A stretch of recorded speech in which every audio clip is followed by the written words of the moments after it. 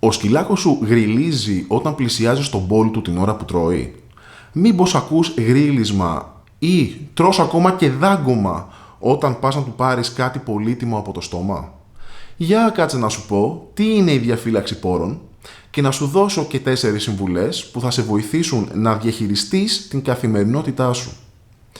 Η διαφύλαξη πόρων είναι μια συμπεριφορά που κάνει ένας σκύλος όταν αισθάνεται ανασφάλεια. Πιο συγκεκριμένα, διαφυλάτει πολύτιμα για αυτόν αντικείμενα, φαγητό, ανθρώπους ή και συγκεκριμένους χώρους. Είναι μια φυσιολογική κατάσταση για ένα σκύλο, χωρίς αυτό να σημαίνει ότι δεν είναι επικίνδυνη συμπεριφορά. Βλέπουμε δηλαδή στη φύση πολλούς σκύλους να εμφανίζουν αυτές τις συμπεριφορές, κυρίως όταν τους λείπει κάτι πολύτιμο, όπως η στέγη, το φαγητό, το νερό και η ασφάλεια.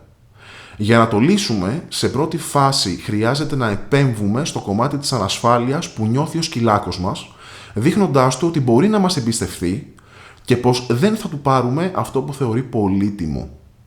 Άρα, σημαντικό, σταματάμε να του ανοίγουμε το στόμα με το παραμικρό και φροντίζουμε να μανατζάρουμε το περιβάλλον, ώστε να μην έχει πράγματα να βάλει στο στόμα του και να χρειάζεται να μπαίνεις συνέχεια σε αυτή τη λούπα. Σε δεύτερη φάση, με την σωστή εκπαίδευση, τον κάνουμε να συνειδητοποιήσει πως όταν αφήσει κάτι πολύτιμο, εμείς θα του δώσουμε κάτι ακόμη μεγαλύτερης αξίας. Disclaimer εδώ. Δουλεύουμε με πολύ συγκεκριμένες τεχνικές αυτές τις διαδικασίες και δίνουμε χώρο και χρόνο στο σκύλο μας. Σε συμβουλεύω να μην κάνεις κάτι μόνος σου χωρίς την επίβλεψη ενός επαγγελματία εκπαιδευτή, γι' αυτό και δεν σου δίνω τεχνικές σε αυτό το βίντεο. Αν εφαρμοστούν λάθος, μπορούμε να κάνουμε την κατάσταση πολύ χειρότερη.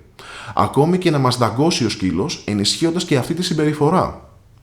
Αν αντιμετωπίζεις διαφυλάξεις από το σκυλάκο σου, για να είσαι ασφαλής, μπορείς να κάνεις τα παρακάτω πράγματα μέχρι να το δουλέψεις με τον εκπαιδευτή σου. Μετακίνησε τα μπολ ταΐσματος σε σημεία τα οποία δεν εμποδίζουν τη διέλευσή σου στο σπίτι. Δηλαδή απομάκρυνέ τα από διαδρόμους και από πόρτες. Κόψε την πρόσβαση σε πολύτιμα αντικείμενα, όπως κάλτσες, παπούτσια, παντόφλες, κόκαλα, κόγκ και οτιδήποτε άλλο παρατηρείς να διαφυλάτει. Σταμάτα να τον βγάζεις τα πάντα από το στόμα και ξεκίνα να δουλεύεις με ανταλλαγή. Δηλαδή, αν πάρει κάτι στο στόμα, να πετάξεις φαγητό πιο μακριά, ιδανικά σε άλλο δωμάτιο, ώστε να το φτύσει και να πάει να πάρει το φαγητό. Έτσι εσύ να μαζέψεις το αντικείμενο που είχε στο στόμα του. Φυσικά φροντίζεις να μην υπάρχουν αντικείμενα να παίρνει συνέχεια. Τέλος, θα σου πω το πιο σημαντικό απ' όλα. Έλεγξε την υγεία του σκυλάκου σου, γιατί συμπεριφορές διαφύλαξης μπορεί να βγάλουν ακόμα και θηλυκά σκυλάκια που μπορεί να είναι σε ίστρο ή να κάνουν ψευδοκοίηση, ή σκυλάκια τα οποία αντιμετωπίζουν προβλήματα υγείας και πονάνε. Μπορεί ακόμη και να έχουν προβλήματα με το γαστεντερικό τους. Όταν ο σκύλος νιώθει πόνο, φόβο ή άγχος, ανεβαίνει η κορτιζόλη, η οποία είναι μια ορμόνη του στρες. Όσο πιο ψηλά είναι αυτή η ορμόνη, τόσο πιο εύκολα και γρήγορα καταφεύγει στο δάγκωμα ένας σκύλος. Περισσότερα για αυτό θα πούμε σε επόμενο βίντεο. Όμως, πες μου εσύ στα σχόλια, έχεις παρατηρήσει κάτι αντίστοιχο στο σκυλάκο σου? Και αν ναι, πώς το διαχειρίζεσαι?